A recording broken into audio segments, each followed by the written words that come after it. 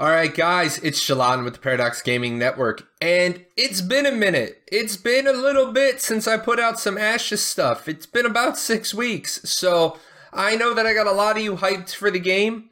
So I owe you some stuff, and I owe you two things, really. There's been a store update, so I'm going to talk about that, and I'm going to talk about some stuff with the store and some stuff with the funding.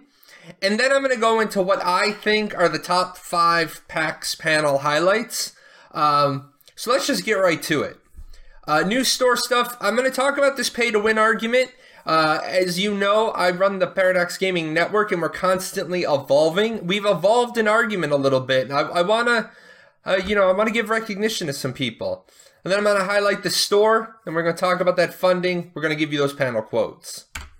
So new store stuff.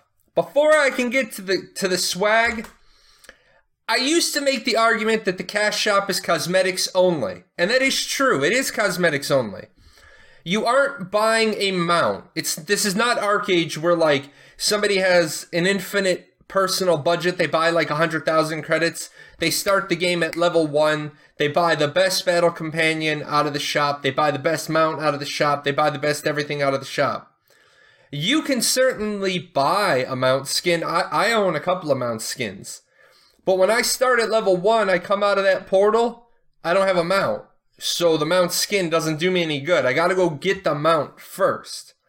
Also, you can't trade anything out of the cash shop. You can't gift anything out of the cash shop. It's all account bound, usable by one character at a time. So there's not that pay to win. So, I hope everyone will agree to meet me there on the argument. However, the past couple of weeks I've been on this quest to better define pay to win. Because the term winning is very subjective, and a lot of people in the Ashes Discord have had one-on-one conversations with me. We've had big blow-up group conversations, and is the point of the game to win, or is it to have fun? And then there's a subjective line between pay to win and pay to convenience. So I hope that the gaming community will meet me somewhere in the middle. President Ronald Reagan said, the things that unite us, these things far outweigh the little that divide us. It's pay to win. I think we're all agreeing on pay, and we're all agreeing on 2, so we're 66% of the way there. So now we're just talking about, is it win, convenience, whatever. So you're actually going to see a radical shift in something, in a Jalanism, and that is that the cash shop is a pay to. I can't put up the pay to win thing. Yes, you can pay to look cooler than other people in the world with real world money. So that might be a concern for people. And yes, you can pay to not have to earn your cosmetics in game. So if your definition of win is looking suave, then yeah, I have to meet you in common ground on the argument. Now, do I think it's going to be game-breaking, damaging? No. But I acknowledge the individuals who don't think it's fair. Now, let me show you the swag, and then we're going to get back to the funding piece, and I think why the people who think it's unfair, I think you're going to come a little bit closer to my side of the argument. You got your standard 4 packs. Time and time again, I've priced these out. I've valued them. You can see on the bottom what you're paying for, what you're getting. These packs are very well priced. Now, am I telling you to run over to the store right now and buy one of these packs? No, I'm not. I'm not the Ashes dealer. I'm not the pusher. I'm not on the corner saying, man, you got any more of those $500 packs? That's not me. We know later on there's going to be there's going to be non-NDA alpha. If you want to wait, if you're interested now, if you're totally stoked now, buy a pack. If you're on the fence, don't buy a pack. Wait. You got time. Just remember, if you see a cosmetic you really, really, really have to have on any of these early packs, it's never coming back. They've already said never, ever, ever coming back. Just keep that in mind. So individually, all of you people that have already sponsored, these are your individual prices. You know, I kind of like the Protector's Pride as a pet. Not the way Jalon's going to be played, not the direction I'm going. If I was going a different mentality, yes, some of this stuff would be good. Not my flavor this month. Doesn't have to be my flavor this month. Alrighty, so I want to talk about the funding, and this is still an argument. It's another one of those arguments that I keep having, and I find myself like an hour into this argument with a group of people, and I'm like, why am I still having to have this argument? People say there shouldn't be a cash shop. If you have a subscription fee, shouldn't be a cash shop. Other games don't have cash shops and they have subscription fees. True. There are other games out there that have subscription fees that don't have cash shops. I concede your point. That is a fact. All cosmetics should be attainable in game. I've heard this a ton of times. If I'm paying the sub fee, nothing should be behind a paywall. Okay, I don't disagree with you in this context. In this black screen with just some white text on it, I don't disagree with you. If I'm paying a subscription fee, no content should be locked out. A subscription should be the only charge. Hold on a second now. Hold on. I don't agree with that one. $30 million estimated price tag. That comes from Steven himself. That comes from the CEO. Believes he needs about $30 million to get the product out the door. Got 3.2 and change Kickstarter. Got 2 million kicked in by Steven. Even on the assumption that he's just going to kick the 2 million in and be like, startup cost. I mean, we still got 24 and change that has to come from somewhere. And this is the argument that people instantly go to.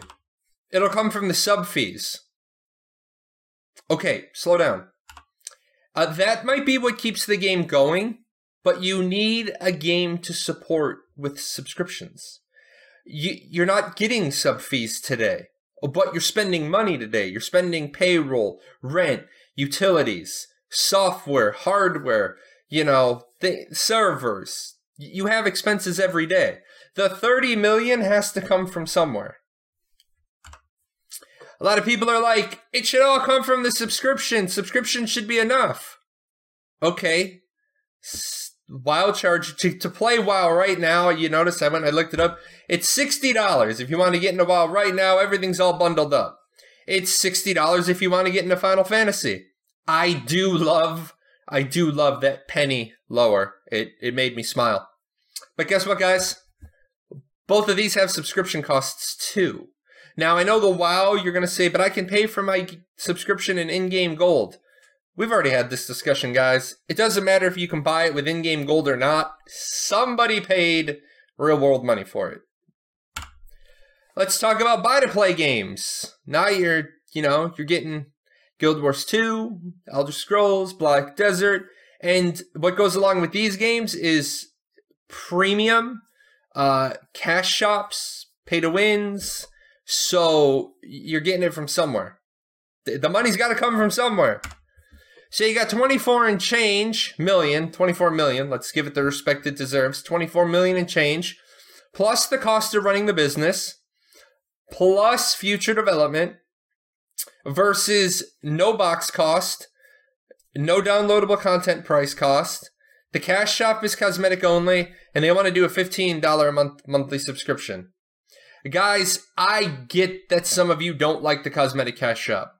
If you have a better answer for how Steven can fund the game, and you actually can lay it out in, PowerPoint presentation, give him some bullet points, talking papers. He's a businessman. I'm sure he'd love to listen. If you think you can solve the $24 million gap without any pay-to-win flavor of any type. But I don't think it's possible. Okay, guys, for this next part, what I want to do is I want to pull out what I think are the top 5 PAX panel answers and share those with you, because there are a lot of things people still are either really interested in or really concerned about, and I think these particular clips are the ones that are going to help us the most. So, obviously, the first one we want to get to is we want to get into where are they at on game development progression, and where are they at on an Alpha 1 date. We have been very satisfied with our pace of development so far. We've been hitting ahead of schedule internally on a lot of things, and we're actually very happy to announce that we're going to be dividing our Alpha 1 into 2 phases. The first phase is going to be a way for us to get a lot of players into different arena modes and test out our castle sieges, test out our city sieges, test out large player battles, raid versus raid, guild fights, and we're happy to announce that that first phase of Alpha 1 will be launched early in Q4, this fourth quarter of 2018. There you go, guys. Number 1, quarter 4, 2018. Now, this is not a huge surprise to anybody. What I am glad that they did, and bravo to Steven for doing this, is there was this creep, this left creep, and I don't know how well it translates to non-military personnel, but everybody in the military knows that something's supposed to happen on a date, and then everybody starts shifting it to the left. Like, we're going to talk, it's going to be in November, but now it's October, July, June, September. Oh my God, it already happened. I never understood this. Quarter 4, 2018. There were people who legitimately were saying Ashes 1 was coming out in July because it was going to be, they were running early and they were in the third quarter, and then somehow the third quarter became July. So quarter 4, 2018. What I'm really impressed about is the fact that they're going right after those big concern parts of Unreal Engine 4. Notice he said they're going to divide it into 2 parts. In the first part, they're going to do lots of PvP testing, siege testing, node sieges, castle sieges, raid versus raid PvP, guild versus guild mechanics, all those things that people said this engine can't do. Well, okay, they're going right after it at the beginning, because guess what? If there's a problem right at the beginning, they're going to be able to fix it. So next one is where they talk about what are the lessons learned from other MMOs. One of the biggest appeals to open world MMORPGs is the fact that it contributes to a lot of player interactions. What are some of the things that you've learned from the successes and failures of previous open world MMORPGs like Arcade or Black Desert? Ooh, that's a very long We can all go question. into that. Oh boy. I'll just answer my I guess, top 3 is 1, listening to the community and being real time in changes. And I'm not talking about the creative vision of the project. I'm talking about specific practices that people don't like.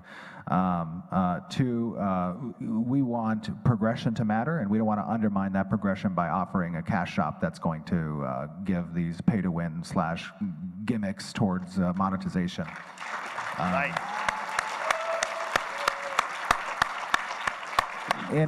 In an MMORPG, economy is extremely important, especially for us, that matters. And the last thing, we want players to be fulfilled in what they do. We don't want the rug to be pulled out from under them later on by some major change that's going to kind of trivialize the amount of time they put into the game. So those are my top 3. All right, thank you. Yeah. Cool. Thank you. Now, nothing here should shock anybody. You got listening to your community. That is just good business. There are a lot of companies right now that aren't doing this. They are either listening and not responding, or not listening and responding contrary to anything, or you don't even know if they're listening. So listening and then being real time in changes. Remember, you're not always going to get the change you want, but if you see the company making changes, that means they're listening. And I have zero doubt, based on what we've already seen, that if something's broken, they're not going to let it be broken forever. They're going to be like, oh, this is broken, we didn't know, and then we're going to fix it. I didn't use it as a clip, but I highly recommend if you watch the whole hour-long thing. They said there's a lot of levers that they can pull behind the scenes in real time, I think that synergizes really well with this point. Progression and matter. This is actually a huge thing right now that gaming companies, I've been hearing a lot of companies say they want progression to matter. You would have thought that was a basic bottom line thing. So I'm glad Intrepid said it. They don't want to undermine progression with a cash shop or gimmicks towards monetization. That goes to my funding point at the beginning.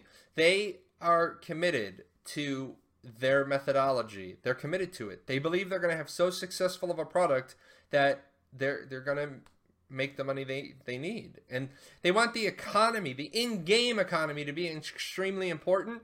Guys, if you checked out the video where I talked about the staff, they have a guy with a PhD in economics on their staff. He's got 20 years of experience in the MMO world, and he's a doctorate of economics.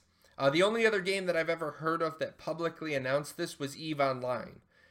So if you have a guy with a doctorate in economics, you pretty much have said, yeah, we treat our economy seriously. And finally, they want the players to be fulfilled in what they do. Again, these are all, I would expect that answer, but I'm glad to hear them say it. The reason why I'm glad to hear them say all these things is because now it's on video, it's recorded, and now we can go back to it and we can say, hey, Intrepid, you said on this date this, and it doesn't feel like that. And that's holding people accountable. And that's what I do. The next one up is starting areas to remain relevant. And this is a huge thing in any MMO. I've talked about this in other Ashes videos, but what's the big problem?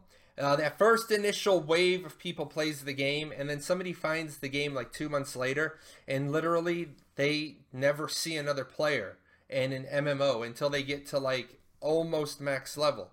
I've played MMOs that I never saw another player until max level. So how are starting areas going to remain relevant? It is oftentimes, in my experience, is a problem that a lot of MMOs have, is that those starting areas become just kind of vacant of players, and it's so sad because the greatest aspect of an MMO is that community that you get to experience. So one of the great things about the node system is that it really works from a new player acquisition standpoint, where these nodes tend to develop larger near the starting locations, areas around the world, and it brings these players back to those locations if they're citizens and want services within those cities.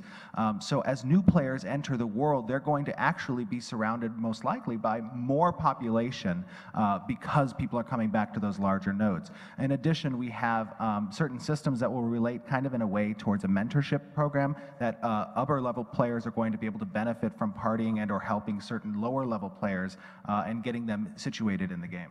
Yeah, I mean, part of the whole experience with nodes, right, is that there is no real end game in that the world is constantly shifting every day, right?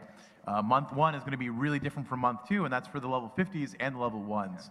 So that sense of what's new is going to be the case for any new player who comes. They're going to be able to participate in these systems and make difference from day one. So, I mean, I think it's going to be a different MMO. You're not going to feel the same way as a level 1. Yes. Yeah. Now, I will say, I didn't necessarily like this answer at the beginning. The node system works from the new player acquisition system. Now, I don't think it's a bad answer. I don't like the answer. The reason why I don't like the answer is simple. The team has seen the map, and we haven't. I'm sure this answer is going to make a lot more sense once we've seen the map. And yes, I'm the guy that screwed up the size of the map, but don't trust Shalon to do mathematical conversions.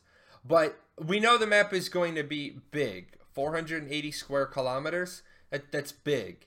But until we know where those starting portals are, we're not going to understand the new player acquisition system. With that said, what I like about the answer is the confidence with which it was delivered makes me comfortable that they have a plan. I don't know the plan. I haven't seen the map. I don't have a heading, no compass, no stars, no sextant, none of that. They have a plan. So I'm comfortable with the answer. I don't like it, but I'm comfortable with it. They sold me on it. This mentorship program, benefit to helping lower level players. Haven't heard much about it previously. Love the fact that it's there, especially for a guy like me. This is one thing I did not have in ArcAge. So for a guy like me that wants to help new players, yeah, absolutely. Not having to have like 6 accounts and having new characters all the time to walk with people through, I like it. There is no real endgame when it comes to the node system. Everyone experiences the world shifts. This I love. This I absolutely love in that if you can't stop an event from happening, then everybody experiences something new. You may play on 2 or 3 servers. I may be on 2 or 3 servers just to look around, just to be nosy. But I love the fact that if node 97 changes, it shifts the world for everybody. And that's going to be interesting. I'm really excited for the node system. I love the fact that they said there's no real end game because the world's going to constantly be evolving. Okay, and on the node system, here's a little bit of stuff about nodes, node wars, and some soft population caps. Stuff I don't think necessarily has been said this way before. The thing about nodes is that you can declare citizenship to only one node. And when you declare that citizenship, let's say your example of one guild perhaps wanting to kind of take all their members and have them all declare the same citizenship to a location. The longer a node exists, the higher the prize it is to take.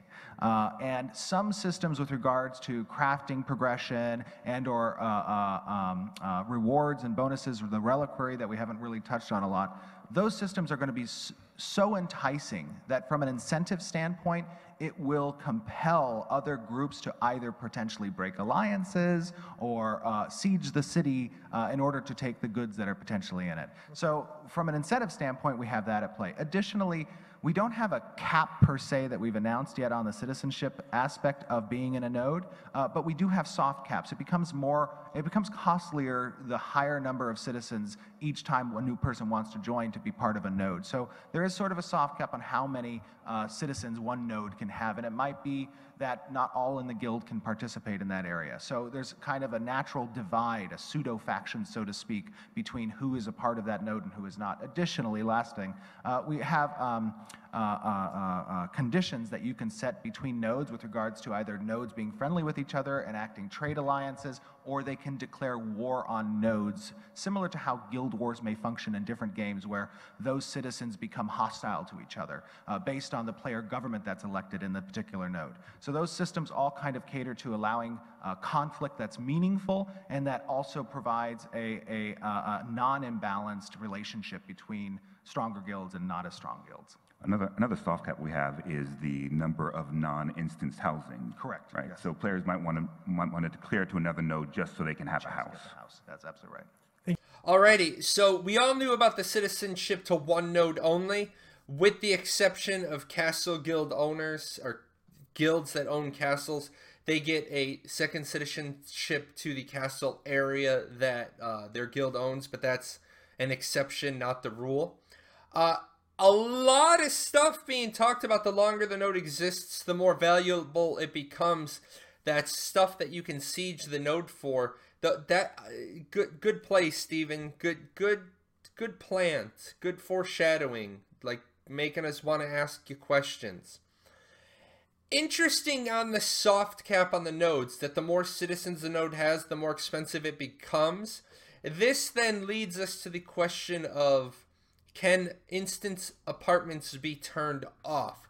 We haven't gotten a definitive answer. We know that they can be turned on by the city government, but then their availability. And I'm gonna guess maybe that this answer leads us to we need more information.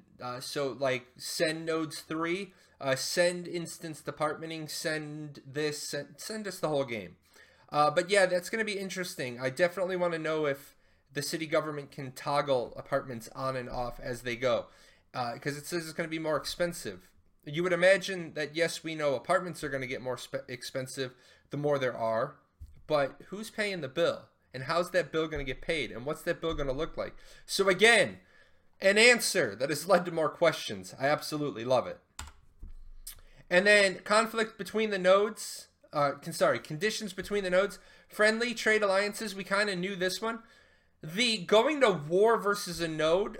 Yes, it was said in the Discord. It was said in the blog. And now that we're understanding citizens going hostile to each other, makes me have about 97 questions on the node war system. So I'm not even going to start asking those questions. I just have too many.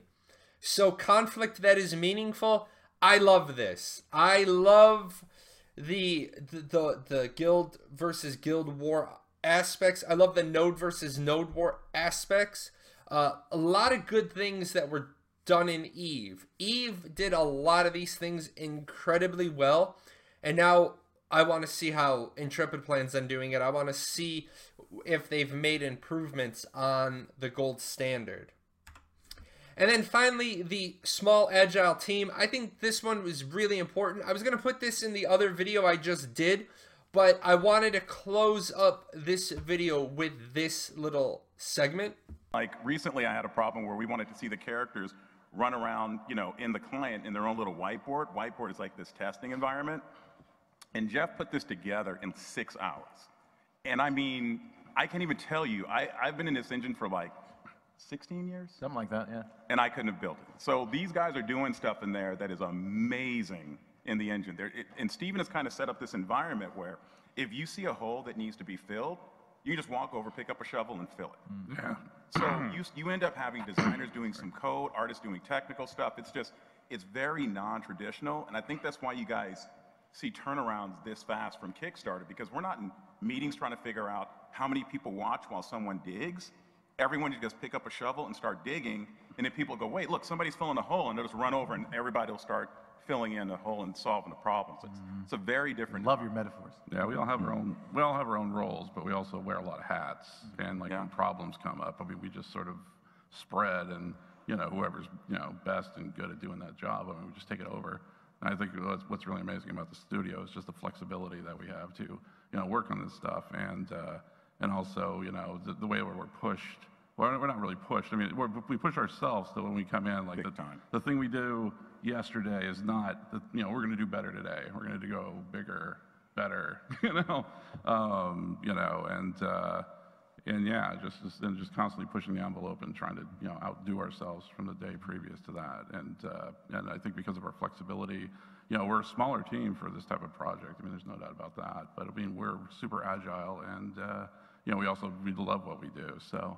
When we come in, it's just like Christmas every day. Now, I know, guys, yesterday I did a video that talked about just how much experience the team has and how they're highly qualified subject matter experts. We should have confidence in that. But what I absolutely love is the team effort mentality. Like, nobody is too good for any job. If a job needs doing, you do it. This is definitely a sign of good leadership, and I wanted to take this opportunity to highlight that, because I spent the back half of my military career being a leader. I didn't need to be a subject matter expert on anything. I had enlisted who were my subject matter experts. My expertise was leadership, and here's why I know there has to be a very solid vision in direction in the leadership, because the guy who said this wasn't the CEO.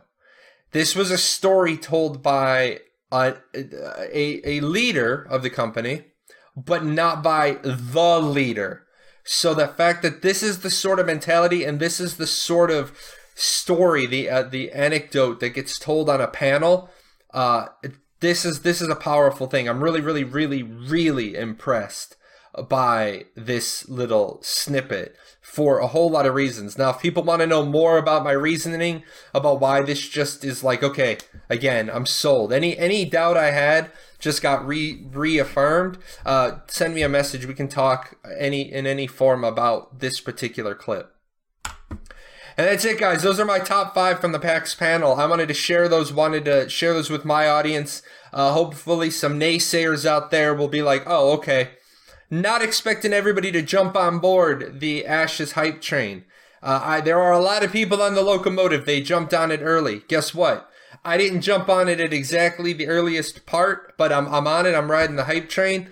When Alpha 1 comes out, I'm going to be streaming it, video making it. I'm going to be commending it. I'm going to be criticizing it. I'm going to be trying to break it. I'm going to be helping them to fix it. If you're ready to jump on board, jump on board. If you're not ready to jump on board, then wait, man. Don't worry. This train is long. There's going to be a spot for you. So don't feel like, oh my God, if I don't get in on the ground floor.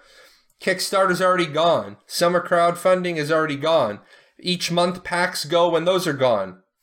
If you feel like, oh no, I'm going to be late, jump on. If you're like, I'm not ready to jump, just wait. I'll put a hand up for you. I'll bring you on board. If you want to talk more about Ashes, hit me up on my Discord. Send me an email.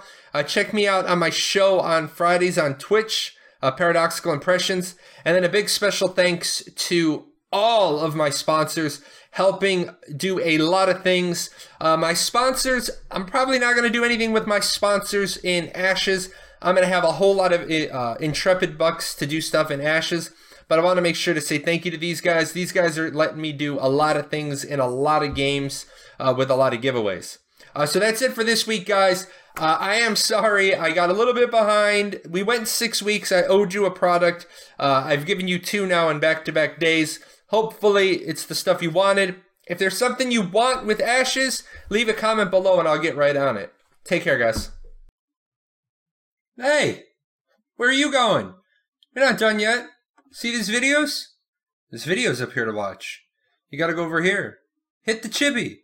Subscribe to the channel. Check out the webpage. And I'll see you guys on Twitch.